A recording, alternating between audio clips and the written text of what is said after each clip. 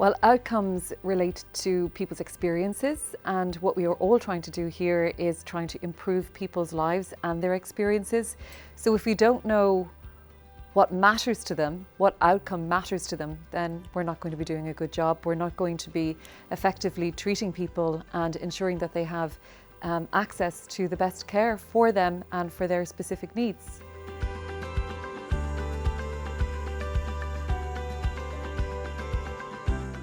If you look at it from the perspective of anybody who's developing a service or providing a product to anybody, whether it's IT or whether it's, fashion or whatever it is, you design something with the end user in mind. And it always astonishes me that we as patients and patient representatives have to fight to be included in that discussion. And it's been a long fight, but thankfully now the perspective of patients is being included in not only the design of care pathways, but also the design of treatments and end-to-end services. And they are showing how much an involvement of a patient from the outset can mean to having a really good outcome in the end. So it's a case of logic really.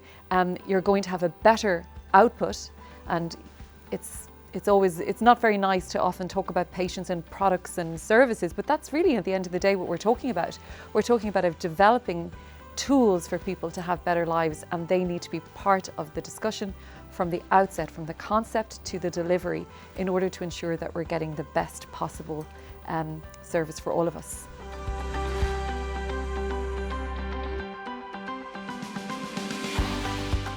The changes that I would like to see in the future are numerous, really. I think we're at the start of this. I think we're really at the beginning of engaging patients in a very real way, not just in a tick the box way, or we need to ensure we have a patient, so let's call somebody on a Tuesday if we need them on a Wednesday. It's really becoming more of a built-in need and not just a nice to have. It's an essential. But we still are not there yet. There are some countries, some disease-specific areas that really have really good examples of how to do this well, and they need to be learned from and expanded upon. I think we can be very lucky. I mean, I'm Irish, I live in Europe. We have mechanisms for engagement. We have mechanisms to ensure that our voices are heard. But as somebody who works in a global organisation, that is not the case everywhere. And until we have this inbuilt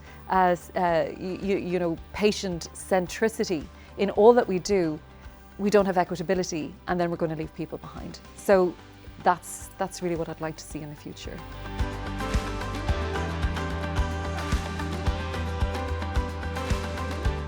There are a number of challenges. I think understanding what we talk about when we talk about value. Value means a different thing to everybody. And ultimately, when you are representing the patient community, it's about what's value to them and what does it look like in their day-to-day. And that needs to be amplified. And the only way we can really demonstrate that is by showing the evidence. And evidence is difficult to come by because it takes investment and it takes time. And unfortunately, when you're dealing with vulnerable populations, it's not always possible. But it is actually, it is. And I think we have to work towards that. I'm worried about, again, this feeling that only maybe more well-known communities or better established or better structured can have a better outcome, and we're leaving marginalised communities behind. That's a real fear that I would have. But I think coming together like this and listening to other people's perspective and how they have overcome challenges is really important, because that's how you can understand how things can be done maybe better in your space, in your area and in your country. And I think that's really why we're all here.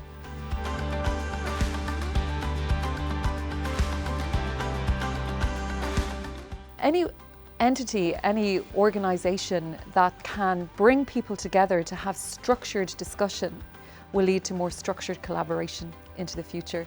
So being here and meeting people that I would never have an opportunity to meet will advance, I think, the work that I'm doing with my community and our team are doing, And that's a really good thing. It's a great platform for that discussion.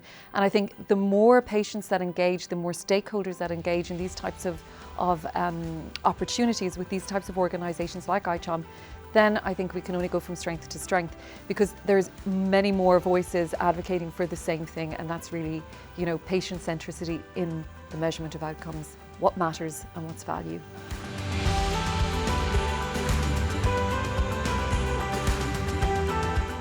I'm always excited about learning and maybe looking beyond my own network as an individual and as somebody who works internationally. I think that's where I've learned the most in my life, is from people that I never expected. I think when we're trying to develop serious, whether it's care pathways or therapeutics or whatever it may be for a patient community, we can often think that we'll start the race and we'll finish the race with the same people. But I think you start the race with some people, and there's different people that come on board the race. As you reach the finish line, you probably look around and find they're not the people that you expected.